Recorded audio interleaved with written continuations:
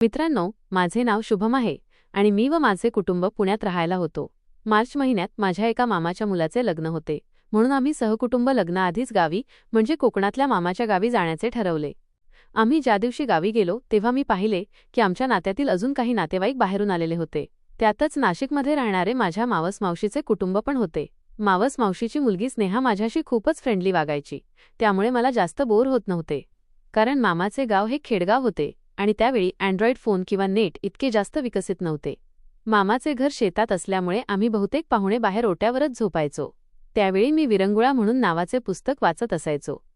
तर आधी सांगितल्याप्रमाणे स्नेहा आणि मी त्या रात्री गप्पा मारत मामाच्या वावरात फिरत होतो. स्नेहाचे वय असेल 22 ते 23 वर्षे.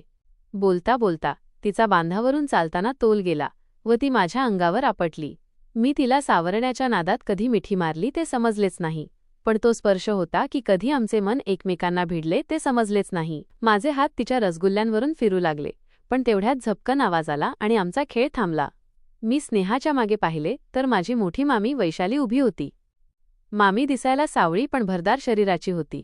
मित्रांनो, स्नेहा तिला पाहून पळून गेली, पण मी माझ्या दाटून आलेल्या भावनेला घेऊन मामीच्या तावडीत सापडलो. मामीने माझा हात धरला व खळ्यावर घेऊन आली. तिथे एका बाजूला बास ठेवली होती, त्यावर ती बसली व मला उपदेशाचे डोस द्यायला लागली. मामी म्हणाली, शुभम, तुम्हाला काही समजतं का नाही? अहो, मावशीची पोर हाय ती, म्हणजे तुमची बहीणच. मी बोललो, मामी, चूक झाली माझी, परत नाही करणार. असे म्हणताच मामी म्हणाली, हे जर घरात कळलं तर किती वाईट होईल, हे तरी ध्यानात ठेवाच. बरं, कधीपासून चालू आहे तुमचं हे? मी म्हणालो, मामी, आजच चुकून झालं आणि लगेचच तुम्ही पकडलं. मामी म्हणाल्या, तुम्हाला तरुण पोरीच आवडत्यात की वयस्कर बायाबी चालत्यात? मी शॉकच झालो. मामीने खुली ऑफरच दिली होती.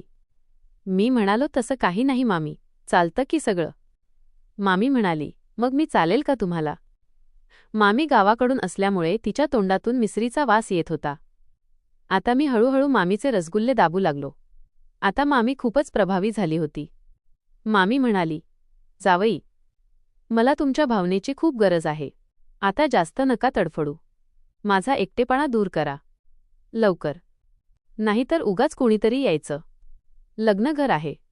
मी म्हणालो, मामी, मी तुम्हाला सुंदर वेळ देतो, पण एक कबूल करा, तुम्ही मला आणि स्नेहाला निवांत जागा बघून द्याल का? मामी म्हणाली, अहो, तुमच्यासमोर समुद्र असताना तुम्ही काय त्या विहिरीचं घेऊन बसलाय? मी बोललो, नवीन नदी आणि जुनी नदी यात खूप फरक असतो मामी. तुम्ही जागा शोधून देणार की मी जाऊ? मामी बोलली, ठीक आहे, आधी सुंदर वेळ दे मला. मला मामीकडून असे आश्वासन मिळताच मी माझी भावना मामीच्या जीवनात टाकली आणि मी त्यांना सुंदर वेळ द्यायला सुरुवात केली. मित्रांनो, पुढे मी मामीला जेव्हा चान्स मिळायचा तेव्हा सुंदर वेळ द्यायचो. मित्रांनो, मामीने माझी सेटिंग स्नेहाबरोबर लावण्याचा निर्णय घेतला होता. एके दिवशी असे झाले की मामी घरी काहीतरी कारण सांगून आम्हाला त्यांच्या शेतात घेऊन गेली. मित्रांनो, मामीच्या शेतात एक झोपडी बांधलेली होती. आम्ही तिथे बसलो. माझ्या मामीने आधीच याबद्दल स्नेहाला पूर्ण समजावले होते. आता पुढे आम्ही कशी मस्ती केली हे पाहण्यासाठी आत्ताच सबस्क्राईब करा. लवकरच या गोष्टीचा पुढचा भाग येईल.